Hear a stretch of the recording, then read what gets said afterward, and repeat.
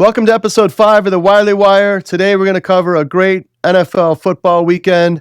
Playoff games are edge of your seat, really exciting. We're going to cover some of the protesting again. I got a lot of direct messages about that. Usually I thought that the top 10 NBA players of all time, I had some controversial picks on there. I got very few messages on that. Most of it was about my protesting comments. I had some really good ones that disagreed with me, really respectful, and I had some that were like mad and all that, and it's okay. I'm all right with that. I'm not going to respond directly to them because I've always learned text messaging is not a good way to communicate. So I'm going to respond on camera to some of the ones I feel need a response to.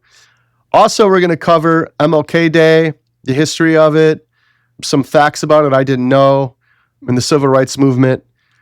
Welcome to the Wiley Wire.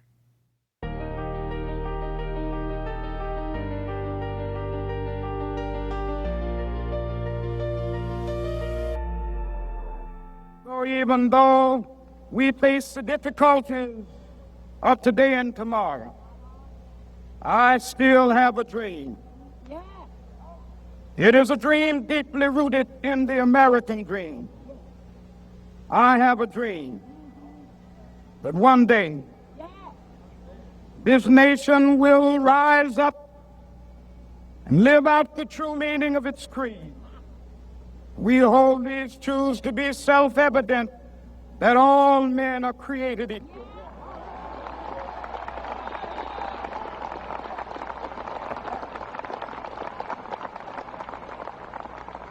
I have a dream that one day on the red hill to Georgia, the sons of former slaves and the sons of former slave owners will be able to sit down together at the table of brotherhood. I have a dream that one day, even the state of Mississippi, a state sweltering with the heat of injustice, sweltering with the heat of oppression, will be transformed into an oasis of freedom and justice. I have a dream that my 4 little children will one day live in a nation where they will not be judged by the color of their skin, but by the content of their character. I have a dream today.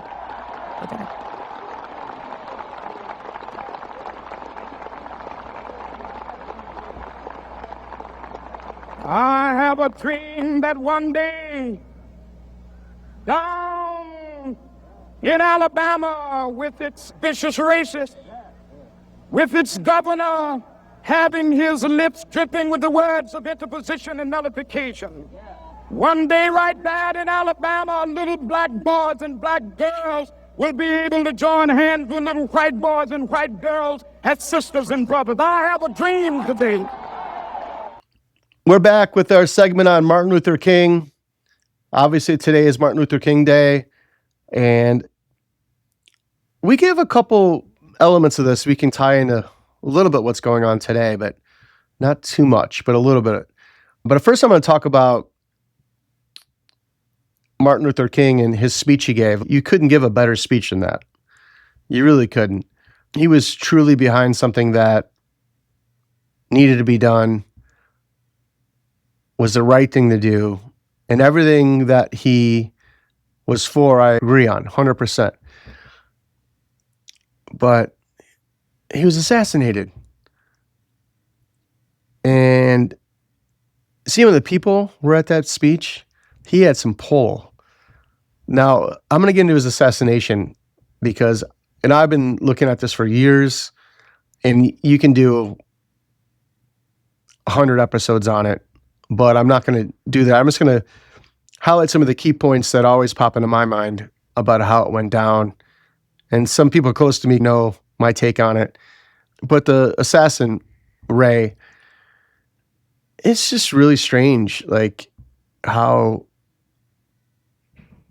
a year before he was assassinated, Ray broke out of prison in 1967. and he left the country. He went to Canada and Portugal. And I'm just thinking to myself, and I heard that, I'm like, why, if you escape from prison, why would you come back to the country, let alone stalk Martin Luther King and let alone kill him? He's a white supremacist, as you're going to say. Even if he was, and he probably was or is, or who knows, it still seems like the fact that you escaped prison, I don't even know how hard it's to escape prison. I've never been in prison, but you don't see too many escapees get out of prison. And if they do, they get caught. This guy was able to get out of prison, go to Portugal, go to Canada, come back in, and kill Martin Luther King. So that's, to me, is weird. Not saying it didn't happen, not saying that he was not 100% the only one that did it, or he was 100% only one that did it. I don't know. But that fact right there is really weird to me. Another fact is, in 1999, if you don't know this, the King family sued the owner of Jim's Grill. It's King versus Jowers. And the owner of Jim's Grill was the place where Ray stayed across the street from the hotel where King was killed. So Jim's Grill was beneath where Ray was staying, which he was staying in the room above. So allegedly, Jowers claimed in the hearing that he was given $100,000 by a Memphis produce merchant, Frank Liberto, and he was allegedly mafia linked.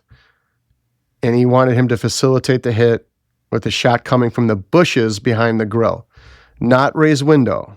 He implicated local police, the mafia, and possibly government elements. This is what he said in the trial. So this is not me just making this up. This was in the trial. After 6 months, 6 blacks, 6 whites in the jury came to the conclusion that this was a wrongful death, a conspiracy, and they awarded the King family $100 because they didn't do it for the money. They did it for the truth. So those are the weird elements of it. And I'm not saying that Ray didn't kill him. Maybe Ray took the shot and somebody else killed him. I don't know. But I know there's 270 documents that were released in the Trump administration, and that the rest of them are redacted or not coming out to 2027. And you kind of look into those documents, it really doesn't have, like, it's a puzzle. Without the remaining documents, it's hard to even use it. A lot of it was already known or covered. I just think he had a lot of pull. And then JFK at the same time was assassinated around the same time.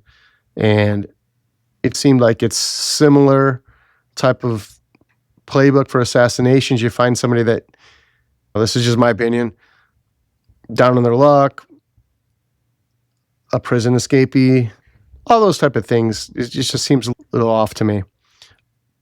But I hope I'm wrong. I hope that he was a lone shooter and there is nothing coming out of it, because it makes me feel better that there was no conspiracy or mafia or government ties to it. But that's always been the reporting on it. And then you see some side people coming out and saying Martin Luther King was a womanizer and all that stuff. And it's, come on. Even if he was, which I haven't seen any proof that he was, let's just say he was.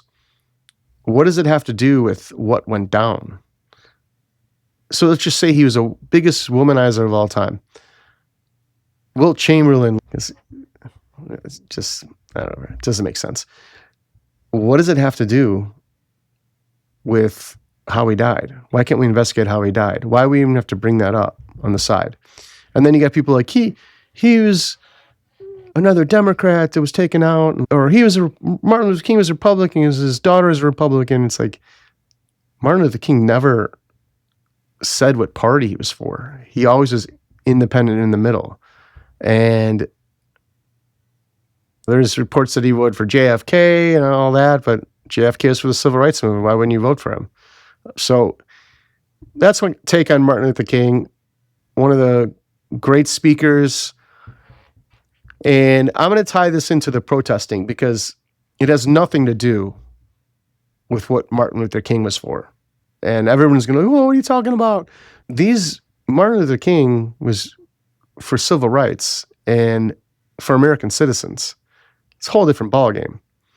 So I'll go back to what I said before, and I'm going to double, triple, and quadruple down on it. Illegals are here illegally. It's against the rules of our country. That's it. There are probably tons and tons, more than you can even imagine, of good illegals. But they're here illegally. They knew exactly what they were doing when they came here. There was a chance that this could happen. Now, are there a ton of criminals getting deported? Absolutely. Were there a ton of criminals that came in? Absolutely. I'm going to roll a clip of an ICE agent talking to it seems like a pretty decent protester, like how they were talking back to him. They didn't seem like aggressive. And they're like, I'm not with him or I'm not with them. But he's basically saying, I'm trying to arrest a pedophile. And I got you guys honking your horns and blah. And they're like, I'm not with him. So it's just an interesting clip. But roll clip 1 of the ICE agent letting the people know what he's actually doing. We're here to arrest a child sex offender. And you guys are out here honking. No, we're press. We're not That honking. vehicle right there is honking and impeding our investigations while we're trying to arrest a child sex offender. That's who you guys are protecting. Insane. So as you see the clip, the people were, I'm not with them. So it goes to me like, you have mostly paid people there, antagonists. So I just tell everyone, just stay home. Stay home. Even if you're completely against what ICE is doing, or you're completely for 100% of the legals here to stay, even the criminals, let them stay here. Let them live in your cities, your sanctuary cities. That's fine. I guess you're right. You can protest whatever you want. But at the same time, these protests aren't going to do anything, number one. They're not going to do anything. So don't bother. I say you stay home and let all the paid people go out there and see what happens for a week. Just take a week off. If you're non-paid, take a week off and let's just see what happens. Let's see if it gets worse with the aggression or it fizzles out a little bit. Because my opinion on this is they're trying to get people that aren't even paid there to get riled up and do something they shouldn't do. That's my opinion. Now, you got a city like Minnesota that's like in turmoil right now. It's in a real bad place. And it almost seems like it's being done on purpose. It almost seems like this is a test run to me on how to take down a city. And I have a feeling it's not going to stop here. It's going to continue to move on city to city, sanctuary city to city. And for what outcome? What's the outcome? You're not going to get policy change. You got to be a citizen to be here. You're not going to get that changed. They're not going to go, all right, these protests are so moving, even if you did it the MLK style, which is how I promote protesting. No one's going to be like, you know what, all right, that's fine. Let's just let everybody in here illegally. We heard you. It's not going to happen. Don't be stupid. Don't go to these protests. And I heard a report of pepper spray being sprayed, of course, in a large area, and there was kids. Don't bring your kids to these protests. Don't even go, period, but don't bring your kids. And be a better parent than that. So also I'm going to talk about 4 IT guys that were having lunch were beat up for no reason because they were supposedly look like ICE. So who beat these guys up? That's what I'm going to say. That's the thing. Do you think a non-paid protester, a non-paid person would go to Minnesota because they are so caring for the illegal immigrants and just feeling so bad for them that their way of showing that is beating up 4 guys having lunch that aren't even ICE, and there's 4 IT guys eating? I don't think that's the mentality, even if you were for any type of movement, is a good way to perform or protest. So on Martin Luther King Day, protesting, how he set the standard of how to protest, it just, to me, it just, red alarms are going off that these people are just here to cause mayhem, and that's it. So if you're a person that is for illegal immigration, want them all to stay, I'm suggesting still don't go. Don't go. And then there's another video I'm going to play of a guy wearing a USA sweatshirt. I guess there was a flag on the back of it. It was like kind of like the color of it, but it was, the guy was just walking within the protesters. Didn't seem like he was doing anything or causing any problems, and they like literally made him take the sweatshirt off. And the guy took it off. And then they pushed him and attacked him and just demonized him for wearing the sweatshirt. And I'm sorry, I'm 100% against all this. So I don't know what some of these people are doing. And I'm telling you again, don't get lured into it. Here. You're not injured. Take it off if you are hurt. Take it off. But take it off. He's getting your chin. There you go. I got you. Get your ass up out of here. Drop him. Drop him. I see.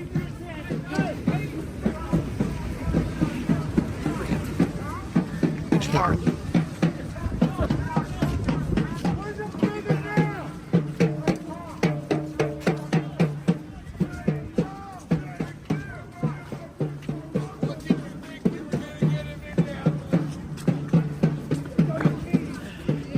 It's ready to burn the office.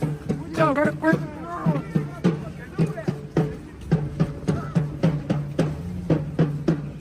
Right back.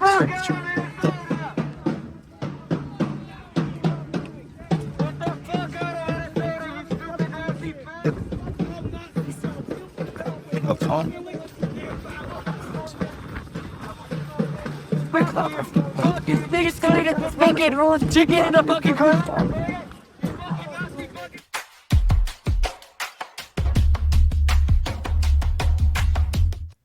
Our next segment's going to talk a little bit about Greenland, just an update on some things that's transpired in the last 3 to 4 days and the last 24 hours. As you probably heard, Trump put 10% tariffs on all countries that impede the U.S.'s Greenland takeover. So the World Economic Forum starts today, and confirmed reports, is that the Trump administration has brought the most U.S. delegates to this World Economic Forum ever. So if that's not a sign that something's going to happen in the next 24 to 48 hours, I don't know what is. There's a lot of reports also about NATO troops being sent to Greenland, and that is true, but the way they're reporting, it's kind of like fear-mongering, like boots are on the ground and all that. It's not the case. There's 36 to 50 troops that are deployed there. The U.S. has bases there. There are military footprints there. But you can't say that NATO troops weren't sent there if you don't send any. They sent 15 from France, 13 from Germany, and like a couple single-digit troops from other NATO countries. So that's nothing to be talked about. It's more just fear-mongering. I'll keep you updated on that. But the World Economic Forum, again, the largest delegates from the U.S. in history, shows you something's coming. And there are a lot of reports that this could be the start of the crumbling of NATO. Is that true? Is that false? It looks to be true, but we'll see. Time will tell. And there's a lot of stuff out there about Greenland. I would definitely look it up if you have time. Find out the historian, find out who's talking about it, do a background on them. There's one I saw about project. It's Red War, and it's basically was set up years and years and years ago, decades ago. And the fear was Britain and Canada with effects on Greenland. So they're trying to tie that to this, and I don't really see it as the same thing. Again, I don't come out and say things that I don't know for sure are true. And what I reported just now is true. Largest delegacy in United States history at the World Economic Forum. And there aren't that many NATO troops in Greenland right now. So that's my take on Greenland. I'll keep you updated on it. Hey, everybody. Welcome to segment 4 of the Wiley Wire. I just want to quickly say what a great NFL weekend it was. I'm a Bears fan, so I'm going to touch base on that game right off the bat. What a game. Jaw-dropping game. Again, the Bears is just, they're so fun to watch. They should have won that game. Anybody that plays the Rams as hard as the Bears did on defense and really limited them, you got to win that game. There's a lot of grievance with the not getting the points in the first quarter. It looked like it was going to be a shootout. Like the Rams were, the way they scored that easily, I see how they just try to go for it and match them. And that's how Ben Johnson coaches. So I wasn't too upset with that. But once the Bears started showing that they can stop the Rams, I would have kicked the second one. But again, that's not Ben Johnson's style. So I'm not like, we lost the game because we should have got those 6 points. I'm not saying that. And I'm not saying we lost the game because DJ Moore didn't run that route. I'm going to cover that. We lost the game because we couldn't convert on 4th down and 3rd down shorts. That's why we lost the game. We couldn't score on 3rd and 4th down in the red zone. We couldn't do it. And we couldn't get first down, so we went for it on 4th down and 3rd down short. That's why we lost. But again, that all being said, we still got it to overtime, which is, to me, amazing in itself that we even got to overtime because we really didn't belong in overtime after not converting on so many opportunities, but we still found a way, and that's what the Bears do. That's why they're exciting. That's why they're going to be a team that people are going to want to play for. That's why they're trending so up. Caleb Williams is going to be unreal quarterback. He already is. He just got to learn a little bit. Matthew Stafford would never have thrown that ball in overtime because the risk of throwing that ball, an interception, is an automatic loss almost because the other team's going to kick a field goal. And that's exactly what happened. So the interception, you can't throw that ball. It wasn't a guarantee, wide open. He threw that into basically double coverage. And I know DJ Moore didn't completely run his route. There's speculation that he gave up. He didn't give up. Nobody on that team gave up. Trust me, that isn't part of the Bears. Nobody gave up. I actually think, my opinion is that he didn't think Caleb would even throw that ball. I mean, every offensive coach is going to say, you still got to run your route. And I get it. But you also got to remember, he was in that concussion tent or injury tent for 5 minutes. Who knows what was going on? And then he got smoked a couple plays right after he came out of that tent. And I'm not saying or making excuses for him, but that's not why we lost the game. We lost the game in overtime because we didn't focus on the field goal. We should have ran more with Caleb. We should have let Caleb do his thing and run some screen passes, some short passes to get to that field goal line. You got Santos as automatic. That's what we lost the game. An errant throw is what cost us the game. And Caleb's going to learn from that, no doubt. You just got to ask yourself, would Stafford would have thrown that ball in that situation? No, he wouldn't have. And Caleb will learn. But what I like about it is the confidence he had. He's smiling. He knew he was going to win the game, and it didn't work out that way. But next year, the Bears are going to be very good. They're going to get more defensive guys, and they're going to be really fun to watch, and I'm excited. Other news, let's talk about that Bills game. Very controversial call. Very controversial. And we can go up and down, and I saw some posts from Bills fans like saying the NFL's fixed and all that, and it's all wrestling, it's WWE. Come on. Call it what you will. Was it a bad call? Maybe. Was it something that could have went the other way? Maybe. But it didn't. Now, I'm against the coach getting fired. It just comes down to the players are on the field. I think they're well coached. I think the play calling was fine. Josh Allen has the ball in his hands. He's in charge. And maybe there's something internal in the locker room that I don't know about, but I feel like there's such a short hook for coaches now. I think Aaron Rodgers touched on this in his press conference when he played his final game with the Steelers, but you got to keep guys in and give them a chance to win the Super Bowl. And the Bills were definitely as a letdown this year. And maybe some of the losses are on the coach. Maybe it's something I know about it. But I was shocked about the firing. I thought they'd keep him. But the Bills got to win now. So now you're going to bring in a brand new coach. They were winning every year. Maybe they're seeing the Ben Johnson effect where you can bring in a guy, a different type of mentality. Maybe it could change overnight. It definitely did for the Bears. So I'm against the move, but we'll see what happens. So Bills fire the head coach. Questionable game. But the crazy thing about that game is I tweeted about this. It was like both teams lost now, and the NFL lost, because now you have no Josh Allen in the playoffs. You got no Bo Nix now. You got a backup. And you basically, it seems like both teams lost. So Sean Payton's a great coach. I'm sure the backup will be ready to rock, doing the best he can. The most well-managed coach backup you can have with Payton behind him. I'm not counting the Broncos out, but at the same time, it's going to be real tough to have a guy come in that hasn't played in so long. And I believe it's his first playoff start ever, first playoff appearance ever. So it's going to be a real tough game. But that's my take on the Bills and the Bears. I also want to talk about the other games in the league. In the 49ers game was a shock. I didn't expect them not to be able to deliver on offense. It just seemed Purdy was ready to do his thing and just make a move. I don't know. They just seemed like they were playing better, but not having Kittle was obviously super hard for Purdy. That's his guy. Kittle's his guy. I know at times this year he didn't have Kittle with a little injury he had earlier, but it was tough not having Kittle. But I thought they'd put up more points. But all in all, Seahawks are an unbelievable team.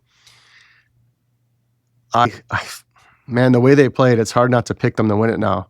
It looked like they were just dominating. So Seahawks are great.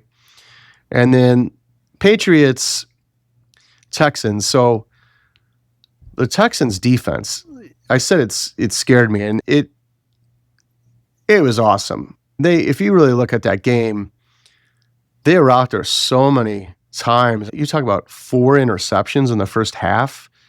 Talk about not giving your defense a chance. The defense was like all over the Patriots. I think the Patriots 7 points offensively, but turnovers, touchdowns off turnovers. You're giving the ball to Drake May right in the middle of the field. There's just so many fumbles. They couldn't hold to the ball. 5 turnovers in a playoff game. And honestly, when he had 4 interceptions, they were only like 11 points down. They were in the game. It was a game, but they still came out and fumbled the ball. It was just, like I said, the only way the Patriots would win if the Texans did what they did on defense, and it felt like C.J. Stroud would play like crap, and defense is just trying to hold on as long as they can until they broke. And that's basically what happened. But great game of the Patriots. Drake May is a great quarterback. It was nothing against him. I just thought that defense would really challenge him. And if the offense of the Texans played just halfway decent, they would have won. But the offense played miserable. It was probably the worst offensive game you could ever see in the playoffs. Patriots are in it. It's going to be exciting.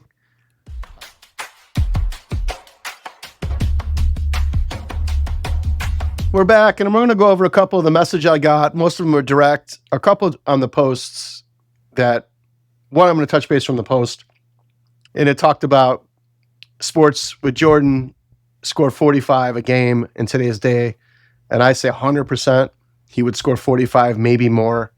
There's no hand check in the league now. Everything's a foul. They would not be able to guard him. It would just be, he would just torch people. It would be bad. And if he's in like Jordan, just like go mode, like in I think 87, he averaged 37 points a game in a tough NBA league where you get knocked down on drives, like hammered, elbows in the face, and he still averaged 37. When he was in that mode, all I'm going to do is score. He'd definitely score at least 50 points a game. Now go to his championship years when he was driving, but he was mixing the fadeaway in more. I don't know. In the triangle offense, he definitely scored at least 40. At least 40. I have him probably for 45, maybe 50 in 87 when he was 87 Jordan, 1987 Jordan. So that's my take on it. I totally agree with the message I got about will Jordan score 45. Some of the direct messages I got more messages. Some are not polite. It's okay. It's fine. It doesn't bother me. But I got one from I got a bunch from a couple of people that kind of said the same thing, and all of them were polite messages, respectfully disagreeing with me, and that's the type of debate. That's how you debate or talk or whatever. And it talked about the aggressive ICE agents. What about the aggressive ICE agents? And it's such a blanket statement, it's hard to even kind of respond to it, but I'm just going to respond to it like this. If you take every police officer in the entire country, every single one, is there a small percent, well, even if it's a 0.5%, 0.5%, that's a lot compared to all the police officers, but just a small, minuscule percent that are fed up with the job, overly aggressive, could handle things better? Of course. Take all the ICE agents. Are there a pocket of them that are sick and tired of, they can't handle this? How can you? That are extra aggressive? Of course. They're out there, no doubt. But I doubt the worst of the worst ICE agents are going up to regular people or illegals and just whipping them on the ground for no reason. Just going up and whipping them on the ground. I doubt they're doing that. If someone's running or fleeing, yes. Are they going up to protesters that are just standing there protesting on the sidewalk, holding up a sign? Are they going up to them, ripping the sign out of their hand and pushing them in the bushes? Show me footage of that. What they are doing, though, is getting spit at, yelled at, constantly, screamed at. And I'm a super nice guy. I have a lot of patience, and I know a lot of my buddies have patience, and I'll line all this up. If someone was spitting on you, yelling at you right in your face, screaming at you, it's hard to be resilient and hold back. So I don't condone grabbing someone, whipping them on the ground. But at the same time, like we talked about earlier, peaceful protesting prevents all that from happening.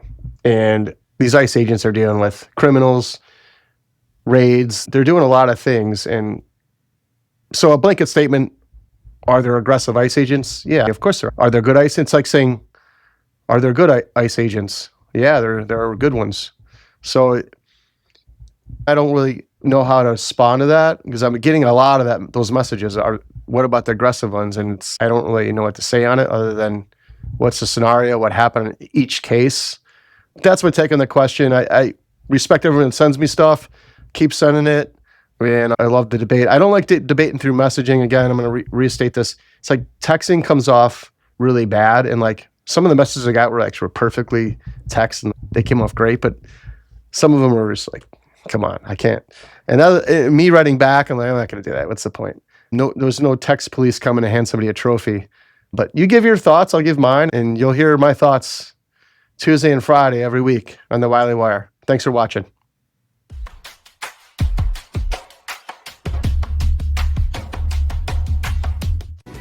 The Wiley Wire dives into sports, music, politics, health, and trending topics for entertainment, info, and education. Listener discretion advised. May include mature themes, explicit language, controversial views, or sensitive content. Not suitable for under 18 or all audiences. Parents, please supervise. All opinions from hosts, guests, and contributors are personal and don't reflect our official views. Information isn't guaranteed to be accurate. Do your own research and consult qualified professionals.